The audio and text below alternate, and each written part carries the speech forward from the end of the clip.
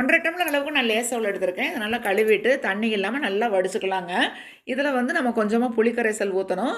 இப்போ புளி வந்து நான் கோழி குண்டு அளவுக்கு ஊற வச்சு வச்சுருக்கேன். அந்த புளிக்கரைசல் இந்த அவலில் ஊற்றிக்கிட்டு அதுக்கப்புறமாக கொஞ்சமாக சால்ட் உப்பு அப்படின்னு சொல்லுவோம் இல்லைங்களா, டேபிள் சால்ட் அது போட்டுக்கலாம். அதுக்கப்புறமாக மஞ்சள் தூள் இதெல்லாம் போட்டு அப்படியே ஒரு 10 நிமிஷம் இது இருக்கட்டும். இதில் வந்து தண்ணி எக்ஸ்ட்ரா ஊற்றிடாதீங்க. இப்போ வானிலையில் கொஞ்சமாக எண்ணெய் ஊற்றி கடுகு உளுத்தம் பருப்பு 2 பச்சை மிளகா 1 வரமிளகா கருவேப்பிலை கொஞ்சம் பெருங்காயத்தூள் எல்லாம் தாளிச்சிட்டு வறுத்த வேர்க்கடலை இருக்குது இல்லைங்களா, அதுவும் கொஞ்சம் இதில் போட்டு அப்படியே வணக்கினதுக்கப்புறமாக நம்ம ஏற்கனவே ஊற வச்சுருக்கக்கூடிய அந்த புளியெல்லாம் ஊற்றிருக்கிற அவல் வந்து இதில் போட்டு அப்படியே வந்து தாளிச்சுக்கலாங்க. இது வந்து அடுப்பு சிம்மில் வச்சுட்டு அப்படியே கலந்து விடுங்க. நல்லா பொல பொலான்னு உதிரி உதிரியாக இருக்கும்.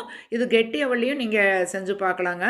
ரொம்ப டேஸ்ட்டாக இருக்கும். இதை அடுப்பு ஆஃப் பண்ணிவிட்டு கொஞ்சமாக தேங்காய் துருவல் போட்டு மல்லித்தலைகள் போட்டு இறக்கினா போதுங்க. அவல் புளியோதரை நம்மளுக்கு ரெடிங்க. குழந்தைகள்லாம் கூட விரும்பி சாப்பிடுவாங்க.